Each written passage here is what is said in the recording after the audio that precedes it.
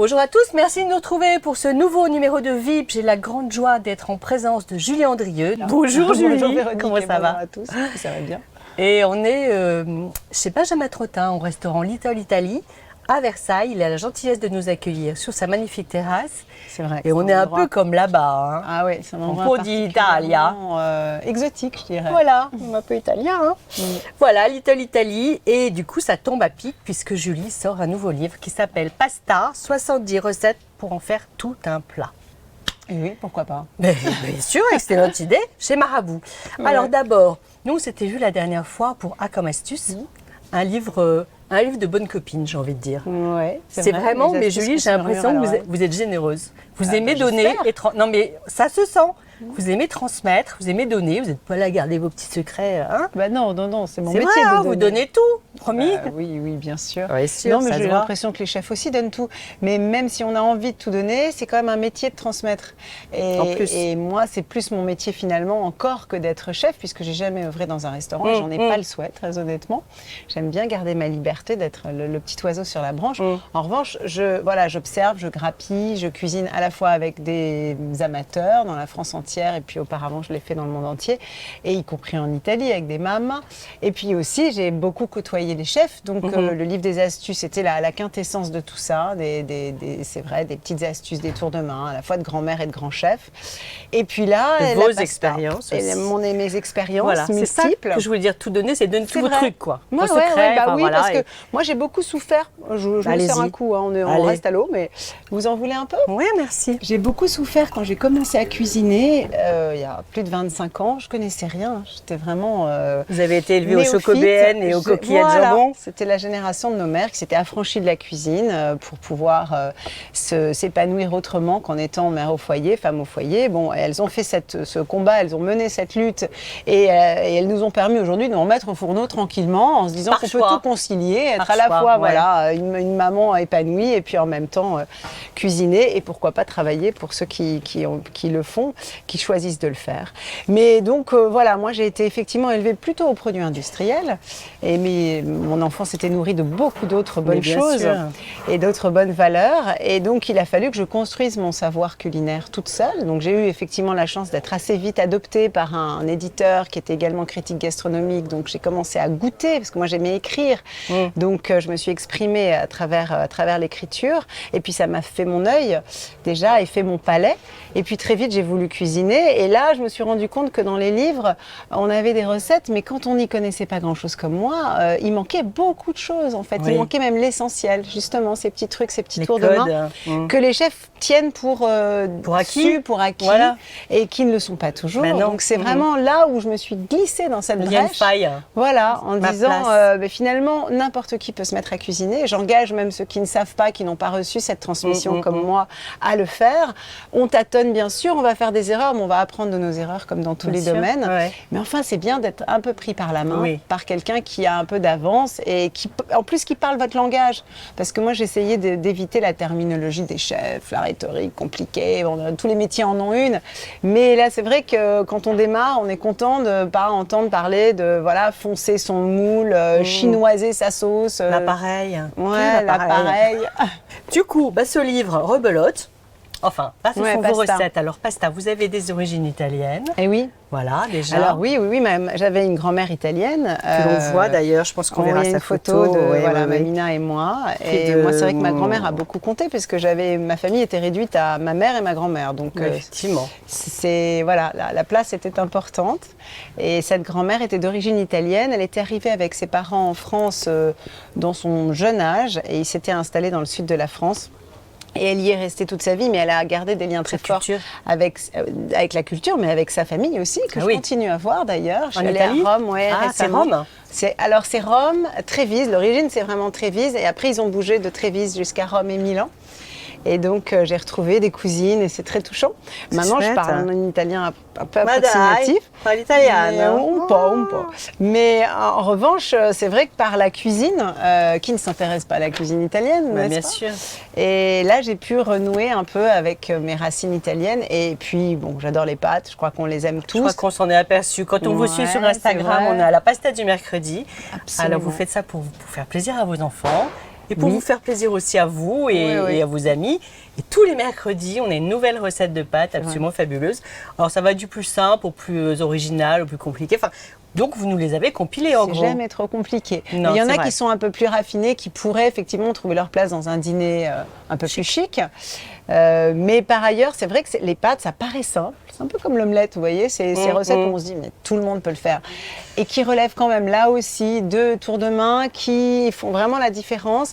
Et finalement, c'est faussement simple. Ça peut vite se rater. Très vite se Oui, rater. c'est même le plus souvent raté, je dirais, C'est en vrai. France en tout Oh, cas. c'est dur. Alors pas ici, hein, mais la plupart des Français cuisinent la sauce, cuisent les pâtes, surcuisent les pâtes, Mais oui. les mettent dans un plat après les avoir égouttées et versent la sauce dessus. Ah. Ce que les Italiens ne font jamais, puisqu'en général à 80%, on verse les pâtes dans la sauteuse, dans la casserole où on a fait la sauce, et on finit la cuisson des pâtes qu'on a donc égouttées très al dente. On a gardé un peu d'eau de cuisson, c'est Ça, essentiel. gardez l'eau de cuisson, les amis, Voilà. gardez l'eau de cuisson. Et on finit la cuisson dans la sauce, à l'exception des sauces crues comme le pesto par exemple, Ou les fameuses pâtes à la tomate crue qu'adore votre ou les fils. pâtes à la tomate crue, c'est vrai qu'ils ne vont forcément pas dans la poêle. Mais néanmoins, on va toujours mélanger les pâtes dans un plat, idéalement dans la casserole qui sera La encore sauteuse, chaude ouais. et qu'on aura donc vidée après les avoir égouttées, et de façon à garder la chaleur. On ne mélange jamais la sauce dans le plat. D'abord, c'est pas joli parce qu'on va en mettre partout. C'est interdit. Donc voilà, Je plein crois de qu'il y a des peines de petits- prison. Mais ce qui est normal. Il faut savoir aussi que les pâtes refroidissent très très vite. C'est vrai. Alors, vous avez parlé d'une notion que je trouve, j'ai écouté une interview que je trouve très poétique, la durée de vie d'un plat. Ah oui, j'avais oublié que vous travaillez beaucoup vos interviews. Ça, c'est sympathique. Ah, vous êtes mignonne. Non, c'est vrai, c'est pas toujours le cas. Bah, La quand durée même. de vie d'un plat, oui, Ah c'est ouais, il y a Jean-Marie une Amat qui expression, m'avait oui. parlé de ça. Jean-Marie Amat, qui était un immense chef, qui était un des maîtres d'ailleurs d'Alain Ducasse, Ouais. qui n'est plus de ce monde, mais qui était un chef bordelais. Ça y est. Et Jean-Marie, un jour, m'a servi un plat magnifique. D'ailleurs, je me souviens, c'était un tartare d'aubergine et d'artichaut. Et il m'a dit, dépêche-toi de le manger parce qu'effectivement, il ne va pas respirer très longtemps.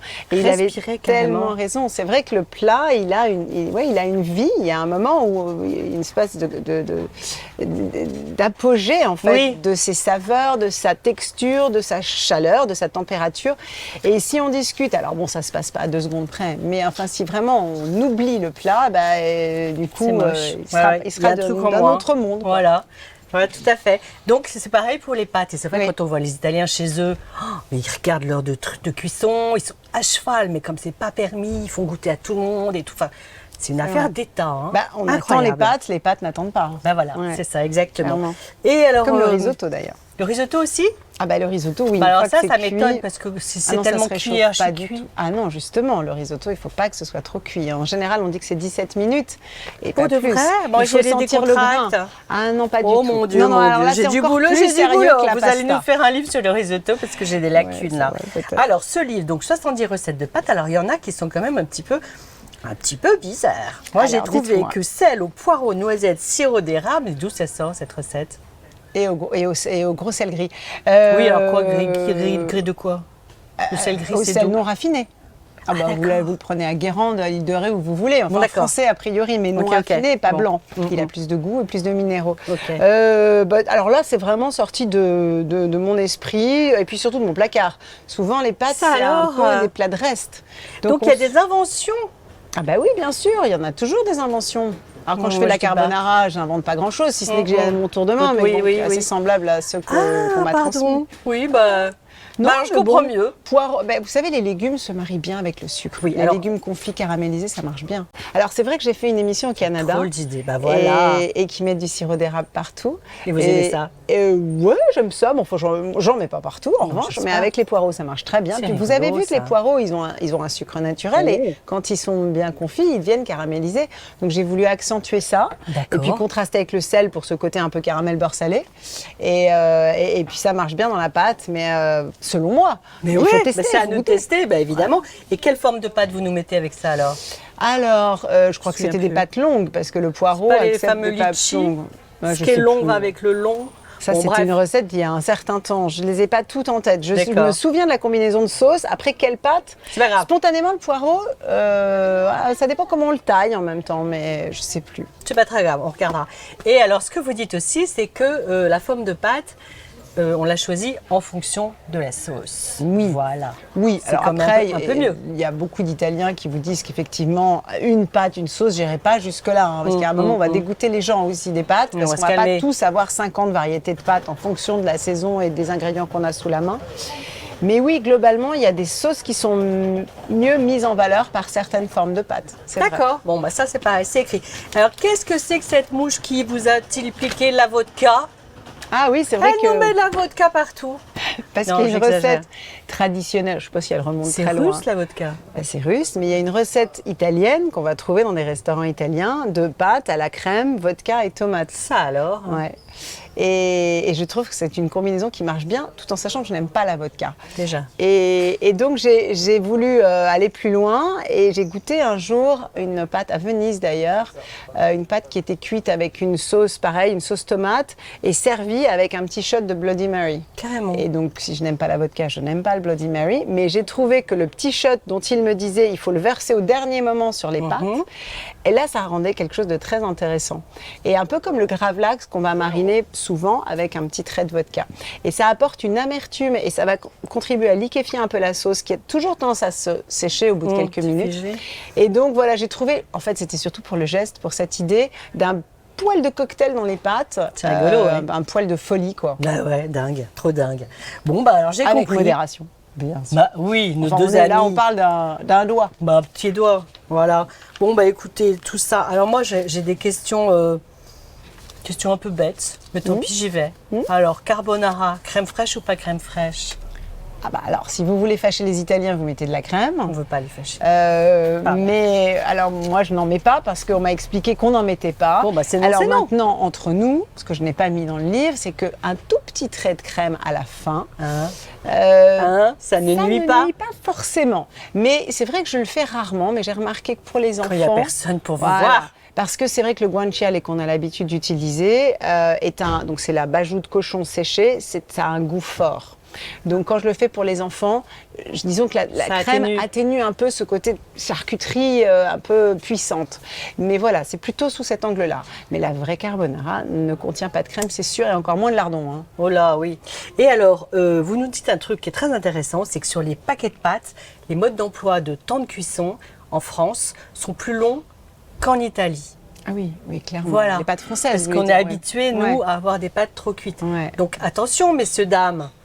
Ne croyez pas ce qu'on vous dit. Oui, alors parfois, je vous dirais même que les pâtes italiennes, les temps de cuisson des pâtes italiennes vraiment traditionnelles qu'on va acheter chez l'épicier italien sont même un peu en dessous. Hein. Parfois, moi, je les égoutte au temps dit, où je les goûte, et là, c'est très, très croquant. Donc finalement, la conclusion, c'est goûtez-les. Ben voilà, brûlez-vous. Moi, je mets quand même mon petit timer, là, ma petite horloge, sérieuse, vous. pour avoir... Voilà, une jauge. Et puis, une minute avant, je goûte et parfois, je laisse une minute de plus. Voilà. Mais c'est vraiment à chacun selon son Faut être goût. dessus. Hein. Moi, j'ai habitué mes enfants et maintenant, c'est eux qui me challenge et qui me disent « Maman, elles sont trop cuites tes pâtes. » Ah, et carrément. pourtant, elles sont al dente, mais ils ont pris l'habitude. Et c'est vrai que c'est agréable d'avoir cette mâche. Et en plus, il paraît que c'est beaucoup plus digeste et que l'indice glycémique est plus bas. Voilà, Donc, qu'est-ce qu'on veut on de gagne plus? sur tous Bah, les c'est tableaux. ça. Bon, et alors, juste pour finir, salade de pâtes ou pas salade de pâtes? Parce que vous savez qu'on est à Versailles. Oui, et À Versailles, on fait des grandes salades et des grandes balades. Ah bon? Souvent, ce sont des grandes salades de pâtes. Alors, est-ce que vous êtes pour? Je connaissais pas. Bientôt, je vais faire un livre sur la patate chaude. Alors, c'est ça, en fait, le prochain thème pour être dans le sujet de Versailles. Non, alors c'est vrai que je suis pas très salade de pâtes, Ah oui, mais c'est je pas sentais. forcément. Non, ça me vient pas Non. naturellement. Le mais plat est mort. à tort, Le à plat est tort. mort. Non, non, pas forcément. Mais je reconnais qu'il m'arrive en revanche, comme je ne jette rien, c'est un Ouais. principe. S'il me reste des pâtes, alors les réchauffer, elles sont souvent trop cuites. Hein, quand Ah, même, qu'est-ce parce qu'on fait? il faut remettre de l'eau. Parce que pour les déshydrater. Hein, oui. Pour les réhydrater un petit peu, il faut remettre de l'eau. Donc dans ces cas-là, parfois on en fait des salades. Il suffit de rajouter quelques feuilles de roquette, un petit peu 3 de litres d'huile, balsamique, de l'huile forcément. et de l'huile. Et voilà, ça peut se transformer en salade. Mais c'est vrai que non, c'est un sujet à creuser, vous avez raison. Merci, on en Vous reparle. avez pointé une faille. Ah, voilà. Je vous Et reconnais puis bien. là. alors, dites-moi, vous avez le virus du maraîchage? Parce Ah que bah votre oui. émission, bon, le livre, on en a déjà assez parlé, Ouais, parce ouais. qu'après, il faut Alors, que je l'achète. Hein. le dédicace à la suite quand même. C'est hein, pas le vrai, week-end prochain. quand Ouais, le samedi 24. Librairie La Suite, tout près, là. C'est ça. Bailliage. Charmante librairie qui est installée depuis peu de temps dans qui a un déménagé nouveau là. lieu magnifique, très lumineux. 24. Donc samedi 24 vers 16h, 16h30 dans ces eaux-là. À l'heure du goûter. Vous avez donc votre émission France 3, Oui. le carnet de Julie, Oui, voilà, continue, oui. l'éternel incontournable pour notre grand bonheur. Merci. Après, vous avez attrapé le virus du maraîchage ou je me trompe? C'est vrai, j'étais hier encore dans le Morbihan en tournage pour les potagers de Julie. Bah, oui. Potager de Julie, alors, c'est un légume, une ville ou c'est quoi le principe? Ouais, alors En le deux mots, principe, hein, c'est parce surtout qu'après, on va être en retard. d'apprendre à cultiver ses légumes, ce que je ne Ouais. savais pas faire. J'ai la même démarche que Vous élargissez celle de la votre cuisine champ finalement. d'action, ouais. Voilà, j'ai démarré en affirmant et en Bientôt, elle va reconnaissant élever que je des ne vaches. savais rien. Pourquoi pas? Ben oui. Que je ne savais rien, je ne savais pas faire pousser mes carottes. Et quand on fait de la cuisine depuis 25 ans, c'est quand même un problème. Et en même temps, j'ai toujours vécu en ville. Et donc, j'ai Oui. fait appel à une maraîchère qui, elle aussi, était une citadine qui s'est reconvertie, comme beaucoup. Jeune maraîchère, le Lapérier, et qui m'a appris à planter, à semer, à faire mes plants, à Tac. faire mes semis. D'où l'émission. D'où l'émission. Potager Et de ensuite, Julie. je pars en France rencontrer des jardiniers amateurs, mais néanmoins souvent passionnés et très érudits, qui chacun ont une approche du jardin différente. C'est là qu'on apprend plein de choses Et encore. Vous allez faire comme voilà. avec les chefs. Et puis on rencontre Piquer des les gens. secrets et puis. Oui, absolument. Et les synthétiser donner. tout ça et le faire à ma sauce, comme on le fait Génial. chacun. Bah oui, c'est ça qui est chouette avec vous. C'est du vécu, c'est vivant et on apprend plein de choses. Et vous avez d'ailleurs un magazine à croquer Oui, qui par sort tous les ailleurs, combien? tous les trimestres. Tous les trimestres. Et qui va sortir bientôt là, fin Pour juin. l'été, là, Hmm. il y aura des salades de pâtes. Ah zut, elle m'a coincé encore. Je vous promets Non, que je mets j'en des veux pas, salades j'en de veux pâtes. pas, j'en veux Bon, pas. ce sera pour l'hiver, ça va tomber complètement à plat ce truc-là. Non, non, mais, non. non, mais Non, oui. mais c'est quoi la ligne éditoriale de ce magazine Eh magnifique bien, hein c'est une bonne question. Très bien. C'est un peu non, tout alors l'éditeur est venu me voir en me disant on voudrait faire un magazine autour de vous, votre travail, parce que c'est vrai que j'ai une approche assez plurielle de la Mais cuisine. oui, lâche. c'est bien. Et donc je dis c'est une drôle d'idée et je n'ai pas le temps. Et puis finalement ils ont su me convaincre. D'accord. Voilà, comme je n'ai absolument aucun Ah, caractère. j'imagine que vous êtes bien entouré. Non, mais bon, ils m'ont dit, écoutez, carte blanche. Donc, c'est une charge de travail importante parce que, contrairement à ce que peut-être d'autres font, moi, je contrôle tout, j'écris tout. Alors, il y a des journalistes qui écrivent avec Oui, moi, c'est mais ça. disons que vraiment, je passe à mon tamis tout ce qui est dans ce magazine et ce sont que mes recettes. On ne va pas les puiser où que ce soit sur Internet où on pas les de droit rachète d'auteur. pas. Donc, voilà, la ligne éditoriale, c'est ça. Ce sont mes recettes Je comprends. sous tous les angles et à toutes les saisons. Et dernière question, une collection de tabliers. Ah oui, c'est vrai, mais ça fait un moment, ça, ouais. Oui, mais bon, on en parle, c'est chouette. Eh ben oui, on en parle. Voilà. Une collection de tabliers entièrement fait maison, avec des tissus pratiquement à 80% français. Est-ce qu'il y en a pour hommes? Il y en a pour hommes, il y en a pour Des enfants, mixtes? il y Ah, en a aussi. pour femmes bien sûr, et il y a surtout des tissus jacquard magnifiques. Et je peux vous dire qu'ils sont assez peu chers parce que justement je ne gagne pas d'argent là-dessus. Ah oui. Je suis en train de me dire Ouais. qu'il va falloir que ça change, mais on se refait pas. J'ai envie qu'ils soient accessibles. J'ai envie, voilà, on va portés. pas claquer 100 € pour acheter un tablier. Et donc c'est des belles pièces C'est vrai que fabriqué originales. en France, c'est tout de suite cher. Voilà, qui sont effectivement, les tissus sont français, la maison de Vaud, de très beaux jacquards. Donc c'est un peu ma danseuse. C'est vrai. Mais c'est très bien comme ça. Oui, mais on en a un, puis on l'a pour la vie. Oui, exactement. Ah, on Puis va dire ça. c'est un état d'esprit, une philosophie, un mode de vie. Très bien. Un grand merci, Julie Andrieux. Merci à Merci vous. d'avoir trouvé le temps. Et puis merci. Merci au à beau Benjamin restaurant. du Little Italy de nous avoir accueillis. Bravo pour ce livre Merci. qui donne faim et envie de cuisiner, sans stress en plus, hein, Ah ben je crois, ouais. en toute détente. Ah oui, comme Voilà. Comme voilà. À bientôt, merci. vous. À bientôt.